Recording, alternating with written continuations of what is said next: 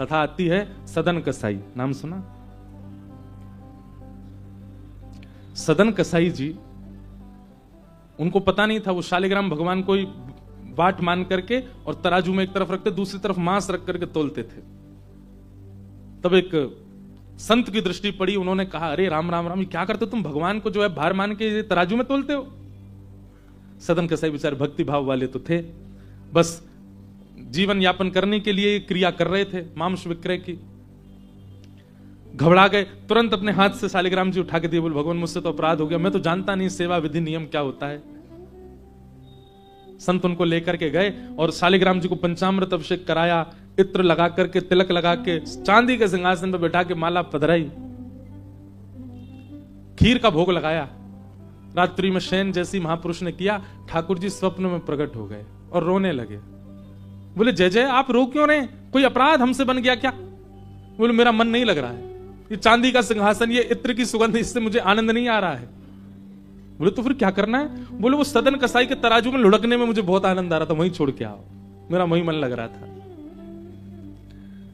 महापुरुष गए, बोले जय हो ठाकुर जी, न जाने कौन से गुण पर दयानिधि रीझ जाते हैं, ये सारे नियम हमारे लिए ही हैं, शुद्धता का, अशुद्धता का, ये इसका उसका, खुद को जहां मन करता वहां जाते हो। लेकर के गए और सदन कसाई की दुकान पर पहुंचे तो सदन कसाई तो घबरा गया, बोले अरे आप ठाकुर जी को, बोले ले रखो इनको अपनी दुकान पर, इनको यही अच्छा लगता है। रात में ठाकुर जी स्वप्न में आकर के बोले मुझको तो सदन कसाई के तराजू में लुढ़कने में सुख मिलता है।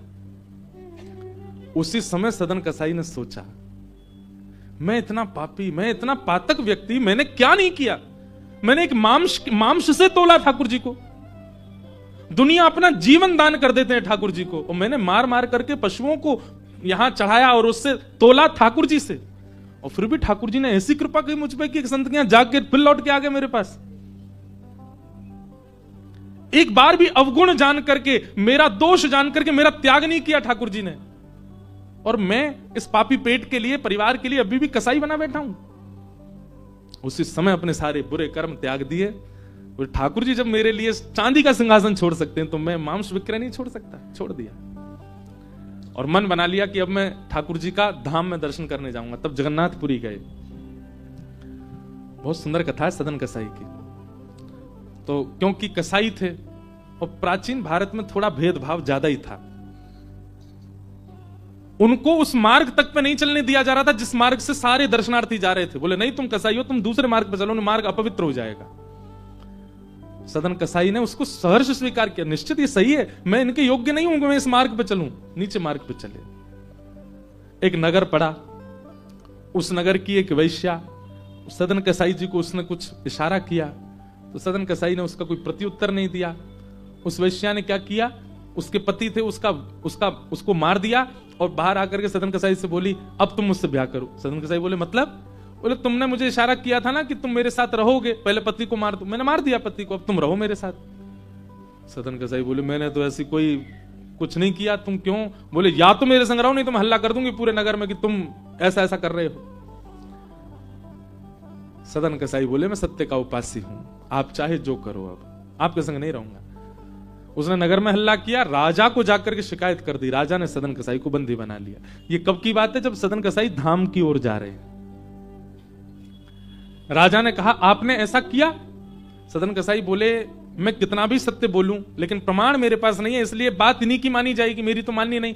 इसलिए आप एक काम कीजिए, मृत्यु दंड छोड़ के जो दंड देंगे मुझे सब स्वीकार है, क्योंकि एक बार मैं जगन्नाथ जी को देखना चाहता हूं, इसलिए मृत्यु दंड मत दीजिए, बाकी जो दंड देंगे सहर्ष स्वीकार करूंगा। तो बोले एक काम करो, इसके हाथ काट दो दोनों, जबकि सदन कसाई का कोई अपराध था नहीं, लेकिन वैश्या की मानी गई। जैसे ही कहा हाथ काट दो, सदन कसाई इतने प्रसन्न हो गए, अपने दोनों भुजा आगे करके बोले अभी काट दीजिए। मैंने सुना है मेरे श्री जगन्नाथ भी बिना भुजा के हैं, मैं भी बिना भुजा के जाऊंगा। जब मेरे नाथ की भुजा नहीं है तो मैं भुजा, अब अभी तक मुझे लग रहा था शायद मैं अपूर्णता से जा रहा हूं, लेकिन आप मेरी भुजा अभी काट दीजिए, तभी मुझे अनुभव होगा क्या अब मैं पूर्ण होके जा रहा हूं, जैसे मेरे नाथ वैसा मैं। दोनों भुजा काट दी, क्या पीड़ा नहीं हुई होगी सदन कसाई को? लेकिन यही बात है, भक्ति जब अपनी चरम स्थिति में आती है ना, तो आपको सांसारिक और दैहिक पीड़ाओं का अनुभव होना बंद हो जाता है। आप उस पीड़ा की शिकायत दुनिया से नहीं करोगे कि ये कमी, ये पीड़ा, ऐसा।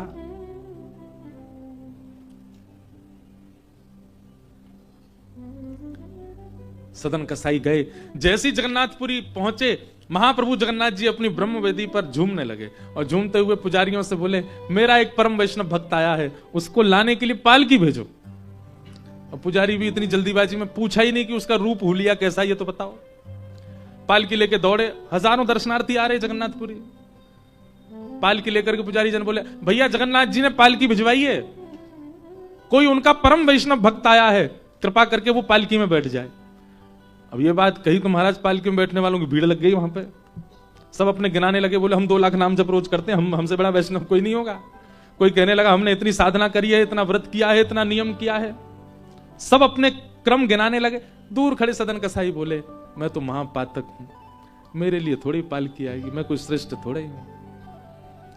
भीड़ इतनी लग गई, पुजारी दोबारा दौड़ के गए मंदिर में, बोले भगवान वहां तो लाखों की भीड़ लग गई पालकी में, अब आदमी पैदल जा ही नहीं रहे, तो कह रहे हम पालकी में ही जाएंगे। आप बताइए तो कौन सा है वैष्णव? तब जगन्नाथ जी बोले, वो मेरे जैसा ही होगा, उसके हाथ नहीं होंगे, मेरे जैसी भुजा होंगी उसकी, रक्त प्रवाहित हो रहा होगा, दूर खड़ा होगा, अपने आप को पातक मान के, वही है। पुजारी जन जैसे ही दौड़ करके, वहां लाखों की भीड़ खड़ी, दूर खड़े हैं बिना भुजा के सदन कसाई। पुजारी गए, बोले तुमको ही बुलाया जगन्नाथ जी ने। सदन कसाई इतना रोए पालकी में बैठते समय, बोले मेरे प्राण क्यों नहीं निकल रहे हैं? क्यों? क्योंकि मुझ जैसा अधम नहीं होगा इस संसार में, पर कृपानाथ की कृपा देखो, अभी भी चूक नहीं रहे हैं कोई कृपा करने में। और महाप्रभु जी के सामने जाकर के सदन कसाई ने जैसे ही दंडवत किया, ब्रह्म वेदी पर श्री जगन्नाथ जी ऐसे झूमने लगे। सदन कसाई को देख के आनंदित हो गए। कहने का अभिप्राय, वैद्यम वास्तव मत्र वस्तु शिवदम। ठाकुर जी से जब आपका संबंध हो जाता है, आप जिस संबंध का निर्वहन करते हैं, आप केवल उस संबंध का निर्वहन तनिक करेंगे, पूर्णता तो उसकी ठाकुर जी करते हैं।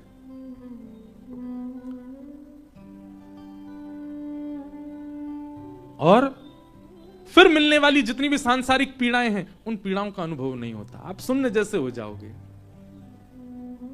भोजन मिले तो अच्छा, ना मिले तो भी अच्छा, व्यवस्था मिले तो अच्छा, ना मिले तो भी अच्छा,